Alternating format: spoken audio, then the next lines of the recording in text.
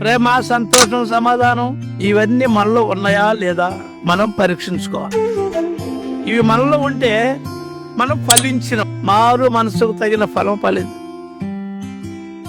అప్పుడు వాళ్ళు అడిగారు, మేమేం చేయాలయ్యా అంటే, మీరు మారు మనసుని పొందితే మీ దగ్గర ఒకవేళ 4 జతల బట్టలుంటే ఏమీ లేని వాడికి ఒక జత ఇయ్యండి. అంటే ఆ కాలంలో భయంకరమైనటువంటి కరువు ఉన్నటువంటి రోజులే. దాదాపు ఒక 20 కోట్ల మంది ఉంటారు ఆ రోజుల్లో. నా చిన్నతనంలో భారతదేశంలో 33 కోట్లు అన్న, ఇప్పుడు 150 కోట్ల పైన అయిపోయింది. ఆ రోజుల్లో ఉండేటువంటి జనమే తక్కువ, అయినా కరువు ఎక్కువ. ఆ కరువులో ఉన్నవాళ్ళకి సహాయం చేయమన్న. తర్వాత ఇంకొక రకం వచ్చాడు, ఏం చేయమంటారా మమ్మల్ని అన్న. ఏం చేయమంటే, మీరు కూడా మీ జీవితాల్లో మార్చుకుని పొరుగు వారి ఏళ్ళ ప్రేమగా ఉండండి.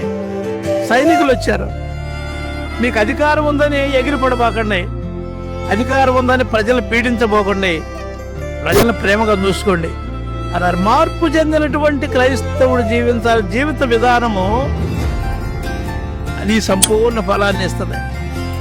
కాబట్టి సంపూర్ణ ఫలం పొందుటకు మనం ముందుకు సాగిపోవాలి.